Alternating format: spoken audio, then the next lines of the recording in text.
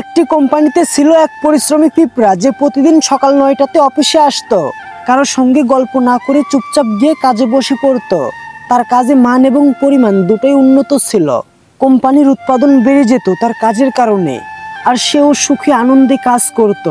অফিসের সিংহ একদিন তাকে নিয়ে ভাবতে লাগলো, এই পিঁপড়াটা কোনো সুপারভাইজার ছাড়াই এত কাজ করছে, তাহলে যদি ওর উপরে একজন সুপারভাইজার দেওয়া হয় তাহলে উৎপাদন তো আরো বেশি বাড়বে। তাই সিংহ পিঁপড়ার সুপারভাইজার হিসেবে একজন তেলাপোকাকে নিয়োগ দিল। তেলাপোকার বহু বছরের অভিজ্ঞতা ছিল এবং রিপোর্ট লেখাতে সে দক্ষ।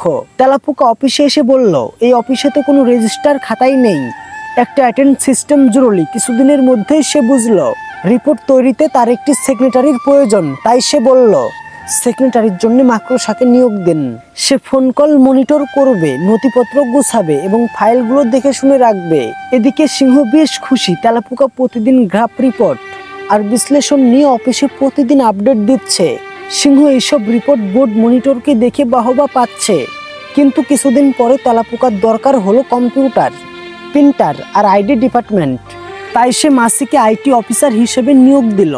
এখন পিঁপড়ার জীবন বদলে গেল। যে পিঁপড়া আগে আনন্দে গান গাইতে গাইতে কাজ করত, এখন তাকে সারাক্ষণ ফর্ম পূরণ, রিপোর্ট লেখা, মিটিংয়ে হাজিরা দেওয়া, ফলে কাজের সময় কমে গেছে আর উৎপাদনও কমে গেছে। সিংহ বুঝলো কিছু একটা সমস্যা হচ্ছে। তাই সে পিঁপড়ার ডিপার্টমেন্টকে আলাদা করে দিয়ে একজন ডিপার্টমেন্ট প্রধান হিসাবে নিয়োগ দিতে হবে। এবার প্রধান হিসাবে এলো ঝিঝি পোকা।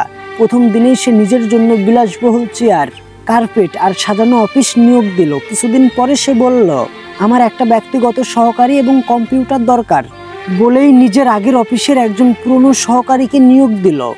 ধীরে ধীরে পিঁপড়ার অফিসের পরিবেশ পাল্টে গেল।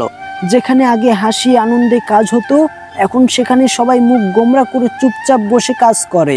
ঝিঝি পোকা সিংহকে বোঝালো কাজের পরিমাণ উন্নয়ন করার জন্যে একটা স্টাডির দরকার। সিংহ রাজি হলো এবং একজন বিখ্যাত পেশাকে নিয়োগ দিল।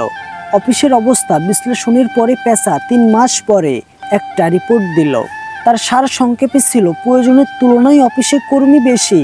অফিসে উৎপাদন বাড়াতে হলে কর্মী ছাঁটাই করতে হবে। পরের সপ্তাহে কয়েকজন কর্মীকে ছাঁটাই করা হলো।